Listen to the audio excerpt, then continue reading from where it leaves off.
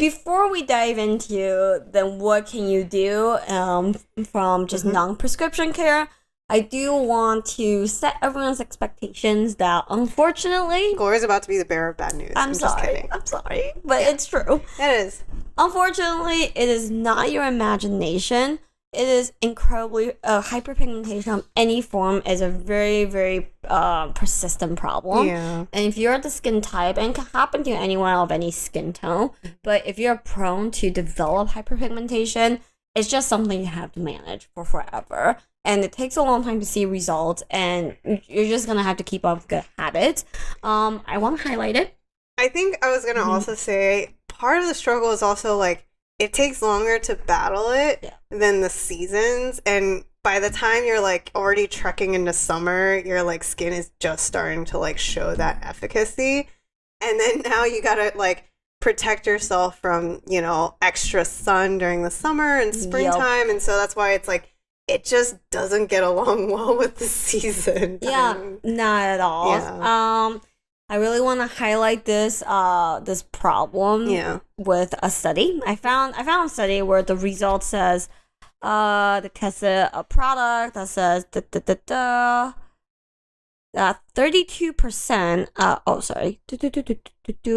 This product was used for 12 weeks. So note that in these type of studies, they use it twice a day rigorously for 12 whole weeks. And then at the end, it says 57% of the subjects show at least a moderate response. At least. 17% did not improve, and 3% got worse after their treatment. And the conclusion was, this was a well-tolerated and effective cream. So that just kind of tells you like what kind of data people are expecting to see when it comes to pigmentation. It's personal and expect moderate results. So yeah, and I feel like this is pretty prevalent with all of the pigmentation data. It's in some ways I feel like it's similar to eye creams where it's like it doesn't sound promising, but even to get a marked improvement is already a win. So do think of it like that. Right. Yeah. So just setting everyone's expectation as the end of my bad news bearing. Yeah, so, now we're going to talk about actual help. Okay. So when I was putting the meat together for this episode, I was very confused. Like, I'm not sure what's the most helpful. Yeah. So obviously we've been doing this for so long that we're not a good average consumer per se. So I decided to go shopping. Went on Sephora, Derm Store, went to CVS, and just start filtering products by They all have a skin concern filter button. So checked off like uneven skin tone, dark spots to see what kind of products come up. And we realized that it's really confusing. I was going to just say, I was like, did you find it confusing while you're shopping? Because I found that people say like, brightening, even tone, dark spot correcting. You know, it's like the actual descriptions are all very broad, and I think that it would be hard for an average person to shop and be like, I don't know if this actually targets my pigmentation concerns. Yeah, no, totally. Yeah, the claims are absurd and all over the place. And then the products themselves, from a chemist perspective, is incredibly diverse. So the top products you'll find, let's say in Sephora, you'll find a glycolic toner that's next to a retinol, and then there's a vitamin C serum, which are like very different products all around, and the way you use them are different too. But they're all Sephora isn't wrong in classifying them as hyperpigmentation helpers, but at the same time, like, when you put your routine together, it's very daunting. Yeah, and I think just to add a layer of complexity is the mechanism of these ingredients are not all well studied or proven. Gloria and I, when we wrote the pigmentation chapter, we tried to break down and put some logic to the ingredients and like what actually is more of prevention protection, what actually targets like tyrosinase inhibition to prevent the melanin production, you know, and what actually is trying to intercept like the melanin deposits, you know. So that, but even that for us is generally a loose interpretation because that usually takes multiple studies to prove, and that's why it's all very confusing. Yeah, it's a hot mess. So I decided to kind of like maybe like break it down a little bit. Yeah, let's do it. You'll see two very generally speaking, two different types of products. The ones are the ones I just mentioned. They're the single champion products. Yeah. So they're the ones that will say retinol products tend to have just retinol, maybe one or two supporting ingredients. There are your chemical exfoliants. You'll find your glycolic toners and like lactic acid serums here. Makes sense. Vitamin C, ferulic combos, and different vitamin C derivatives are also in this bucket. And we have new kind of ingredients that's caught people's eyes, like azelaic acid and arbutin. Yep. And then you have combination therapies. These are your classic Lighteras and SkinCeuticals, discoloration defense, Murad dark spot corrector. I think Clinique has a few dark spot correctors. Obagi got theirs. Yeah. Yeah. And these are the ones that will tout that they have at least 3, 4, 5 different actives. And I would say also garners a higher price tag.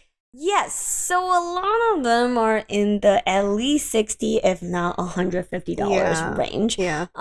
So it can be really confusing. So we'll try to break it down for you guys really fast here.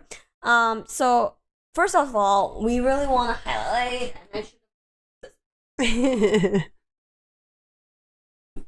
I try to help you guys do this in the book. Towards the end of the book, there is a routine section.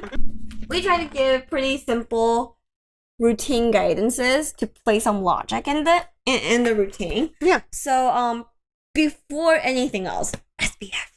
Yeah. Wear your sunscreen. Or else, what's the point?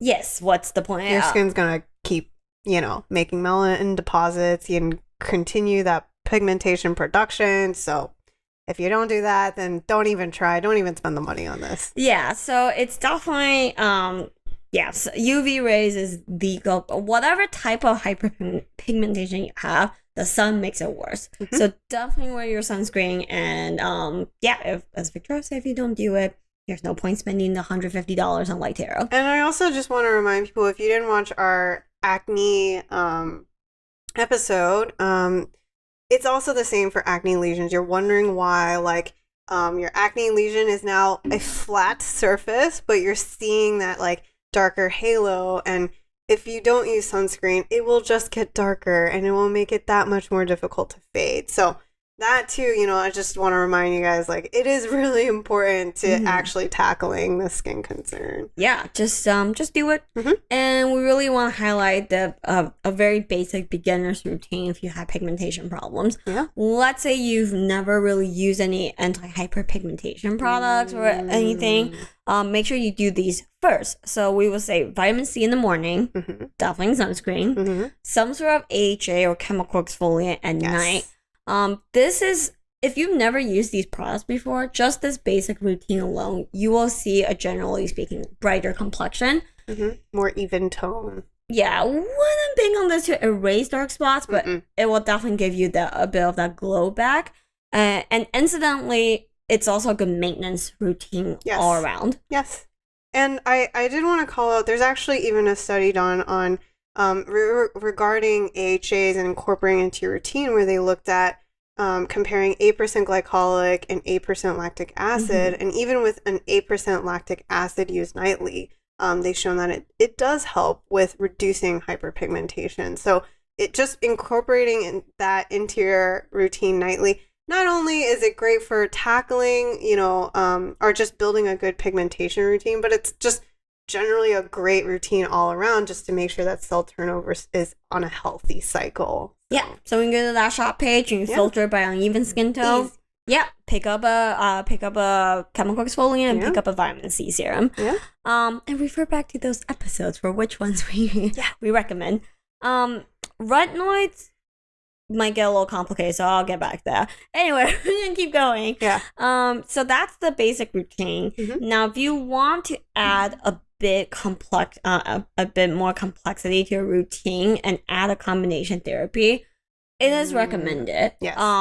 Honestly, hyperpigmentation is a full routine problem, and it's also like a throw a lot of things at the wall and see what sticks problem. I mean, we discussed it in the beginning. You have to look at different stages of pigmentation to tackle, to really start seeing those benefits.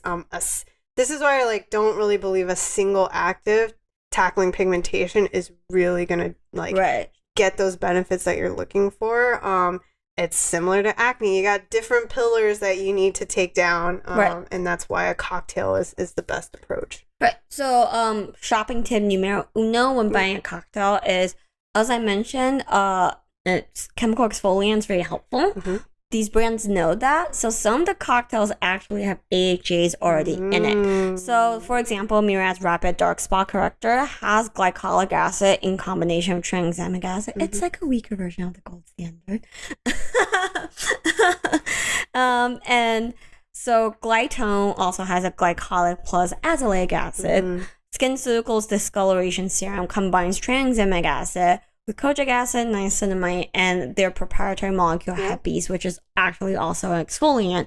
So the point is, when you're shopping for it, it's not bad that these products already have that exfoliating factor built into it.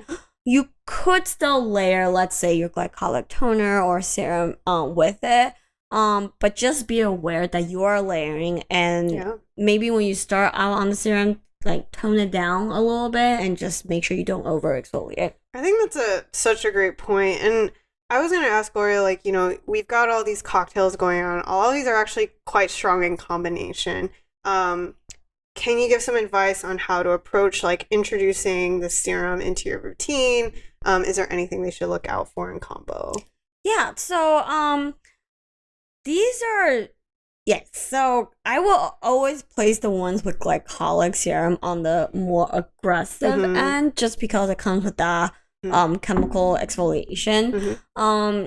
Like a lot of treatments, I would introduce at night, every other day first, just to see if there's any irritation. I do find that these serums tend to be less irritating than, say, a retinol. Yes. Like when you're starting out these, they're not as likely to irritate you than with a retinol. Yeah.